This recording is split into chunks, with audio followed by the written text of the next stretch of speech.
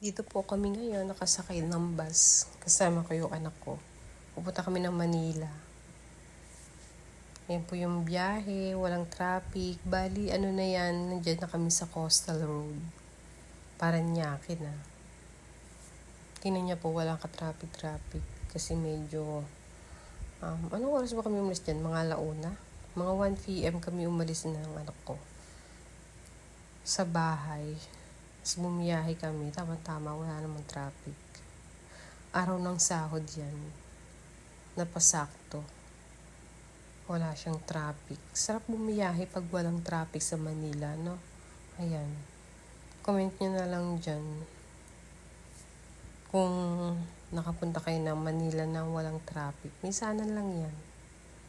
Diba, no? Maya-maya, doon na kami sa pupuntahan namin. Sa MOA. Papasya lang kami saglit. Meron lang kaming sisilipin, titignan, nalalakarin. Pero hindi ko na kayo dadalahin dun. Basta yon, dun kami pupunta sa likod ng MOA. Meron kaming titignan dun. Mag-i-inquire kami. Pero hindi ko na babanggitin sa inyo. Sa susunod na lang, malalaman nyo din yun. After 2 months. After 2 months, no? Tagal na na.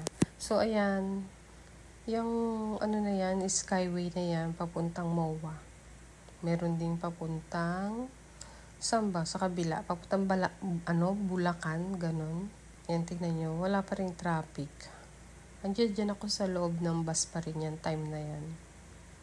Buti na lang din wala ring ulan. Diba, ang ganda, walang traffic sa karasada, nakakatuwa naman. Tsaka hindi nakakahilo. Nakakahilo kasi pag traffic eh. Pero pagka hindi traffic at dire-diretso naman ang takbo ng bus, okay lang. Medyo malapit na po kami sa MOA. Maglalakad-lakad lang kami konti. So, wala naman ba ng Baclaran? Ay, iniikot lang nila. Hirap sumakay, no?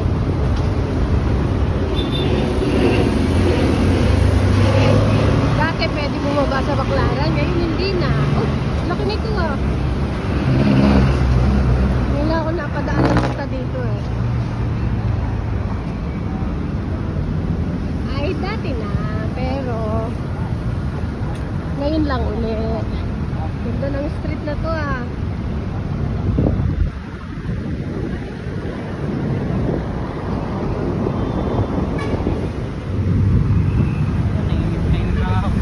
Buti na lang kulimlim ang aming nilalakaran.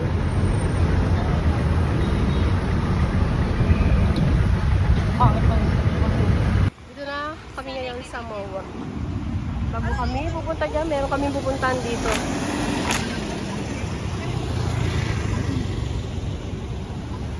Ba't walang pumipindot? Na iba. sabi ng anak ko, pindutin ko daw yan. Ano ba? Sabi nyo, bawal ba? Ayoko! Ba't yung iba hindi pumipindot? Ayan po yung arena ng dito sa Mall of Asia. Nakapasok na kami dyan. Padaanin nyo naman kami. Ayan. Matras ka ka kuya kung ayaw mo yung alulod mo eh. Madaanan ko, alulod agad. Dito na kami ngayon sa loob ng mall. Grabe daming tao oh.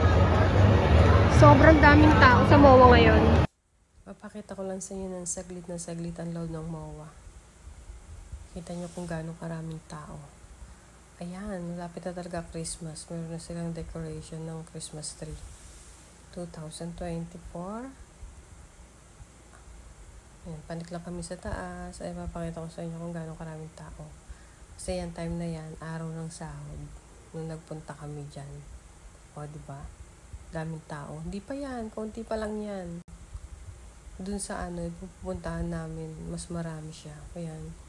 Pakita ko lang sa inyo ng konti, no? Pupunta kami mamaya niyan. Naglalakad kami niyan, papunta sa food court. Dito na kami sa kainan. Yan, kung makikita niyo, napakaraming tao dyan sa food court. Nakakatawa ang food court nasa taas. Ayan, silipin niyo na po kung gaano karaming tao. Kainan time, order muna kami niyan. Sarap ng order namin dyan. Talagang nabusog kami ng sobra. Kainin po tayo. Grabe, sobrang ganda.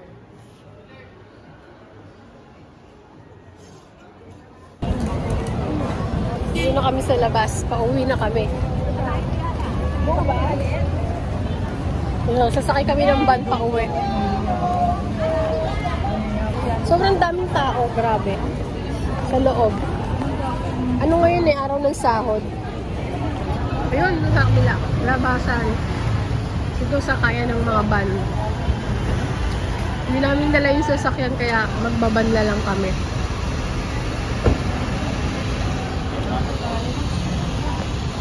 Sa loob na po kami ng van, pauwi na kami.